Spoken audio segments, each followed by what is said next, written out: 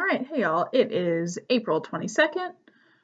Um, I ended up not recording a video yesterday. It's because they kind of got away from me. I worked and then I was kind of just, chilling out with Daisy, watching some TV, and then, I could have gotten up and then I didn't, and then I was tired, so then I went to bed. So it didn't happen yesterday, but not a whole lot in the world happened. Personally, I didn't go to work. I, walked into my living room and went to work. But I did work all day, and that was that. And it was pretty much the exact same today. Although actually, I did a CPE course today, which is continued professional education, and just like, for some professions, I would imagine you don't really need CPE. But for accounting, you really do because, the tax code changes every single year. Every single year, there are new audit requirements, new disclosures you have to have. And especially right now, with all the COVID stuff, there's new everything. You have to have disclosures, you have to have checklists, you have to have going concerns, you have to do all this stuff. So it was a deep dive into tax effects for April from all the COVID-19 things. I guess it was really interesting. I normally want to, be anywhere but CPE when I'm in CPE. Like I sit there and I want to just start like banging my head against the desk because part of it is that I just don't quite understand what they're saying. Typically, when I do CPE, it's my whole firm, and the idea it's more geared towards managers and partners. So as a staff, I'm like, this is way over my head. I don't get it. I don't get it at all. But this one I actually understood, and I was like, ooh, I know how to do that. It was really interesting seeing the differences between, especially right now with the stimulus checks, how they're determining the income for that and how that's going to go against the credit for their 2020 taxes. And it was just very interesting. So yeah, that was pretty much my day. In the world, I said the other day, certain states are beginning to reopen, and you're just like, why? So Georgia is one that's opening right now, and we are already starting to see spikes in cities where there were protests to reopen states. So that's great. Who could have guessed that one? But as states begin to reopen, the Cheeto in the White House says that he's going to start reopening national parks and things of that nature. See, the national parks I don't mind so much because there's a lot of land. There's a lot of space. You can social distance. The thing is, people won't. So that's like, dude, you gotta fix that. New York, New Jersey, and Connecticut, which are all, if you're unfamiliar, they're all kind of in a tri-state area together. Pennsylvania is just on the other side of New York and New Jersey, depending on what way you're coming down from. And then Rhode Island's just on the other side of Connecticut, or Massachusetts, again, depending on which way you're going.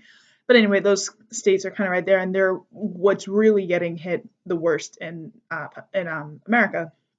That is that kind of area, which is a little nerve-wracking because it's like just up the highway.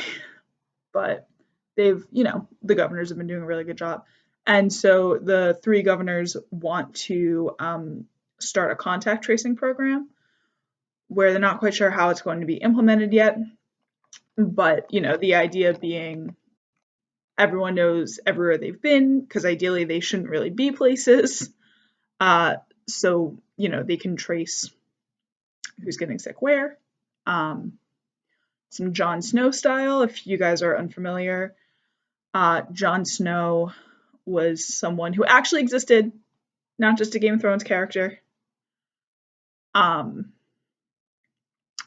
who began kind of the idea of tracing diseases to see if they could trace back to one spot. Actually, I believe it was cholera. I'm like 98% sure it was cholera. But basically, he's like, huh, everyone has cholera, but like these people don't. They found out that the people who didn't, because cholera was a waterborne disease. I think all this is right. If I'm not, if I'm like totally missing this or mistaking it with something else, someone let me know.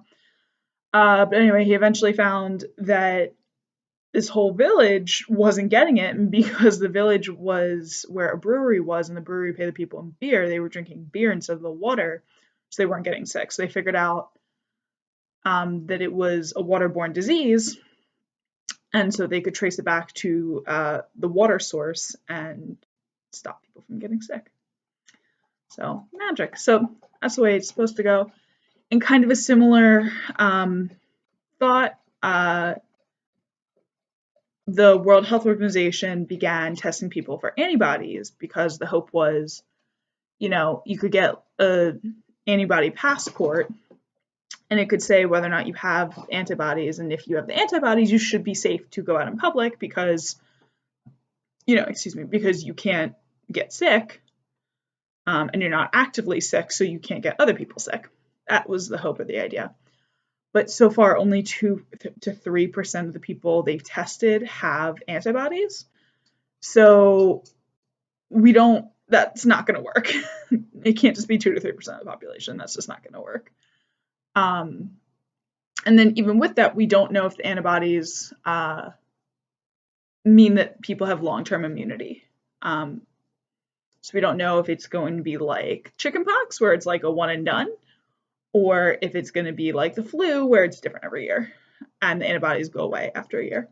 We don't really know. So yeah, that's about what's going on. Hi, honey. Daisy came over to say hi real quick. She's finally feeling a lot better. She I had to give her last dose of steroids today because you can't just like stop steroids. You have to wean your body off them. And she was having such a reaction to them that all day she was just like knocked out on the floor, like I'm sorry, I can just stop them. But now they're kind of worked through her system, so she's perking up a bit, which is kind of nice. I didn't realize how down she had been. Sorry, that's my text alert. I didn't realize how down she had been until she started acting right, and I was like, oh wow, you've actually been a lot more subdued than I thought. But when it's a gradual thing, you just don't really realize it. But yeah, I'm trying to think if there's any other news or important things. Kind of on just a personal experience thing. I've been by myself for, let me check real quick. Like living by myself. Like I see people if I go to the grocery store or something. Like living by myself for 6 weeks now, month and a half. And it's a plus and a minus because partially because this apartment is too small for 2 people to quarantine together. Unless you were like a couple. Lily's and I are not a couple. So I'm very glad she went home, partially because, she's safer there. Partially because she can keep an eye on her parents. And partially because it means the apartment is not as crowded. But it's, you want to talk to people. And it's starting to like have this like set in lonely feeling, not just like she's on vacation for a couple weeks. Like this, like, all right, yeah, and we're by ourselves, Yeah.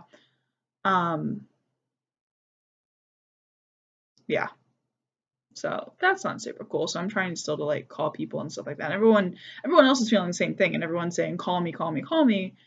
And then people don't pick up, or when people want to call, you can't pick up, or things like that. So that's a little annoying too. This is just starting to feel very normal after 6 weeks. So I don't know if that's a good thing or bad thing. I was on a conference call today with a bunch of other staff and some partners at my firm, and we were talking about going back to the office, which isn't going to happen until like, mid-May to June at least. So a month to a month and a half from now. And they said even then people are going to like be wearing masks. We're not all just like going to walk into the office at 8 a.m. together one morning. Will probably be a staggered kind of thing. And it just makes you start thinking about the impact this is going to have after. I mean, I knew it was going to have an impact. Like, there's no way it wasn't going to have an impact. But I hadn't really thought about what the impact would be for me personally. So maybe we'll just all start wearing masks in public for quite a while. See how that goes. Actually, my stepmom's going to make me a homemade mask a couple years ago. I'm a really big fan of the show Doctor Who, which I gotta say, I loved the show. And then Matt Smith left, who played the 11th Doctor, and then we got to the 12th Doctor, and my love for the show like disappeared, which was really the writer's fault. The guy who played the 12th Doctor is a great actor, and I love him in other things, but he just didn't like the plots, didn't like the companion, didn't like the Doctor. Nothing went well for me that season. So I kind of like stopped watching it for a while, but now we have the 13th Doctor, his first female Doctor, so now I like it again. Anyway, Doctor flies around in their spaceship called the TARDIS, and it's a blue telephone police call box from the 60s in England. And so my stepmom a couple years ago found fabric with the TARDIS all over it. That's the name of the spaceship. And made me a really nice apron with it, which she does, and it's nice, and I have it in my kitchen. I use it all the time. It's great.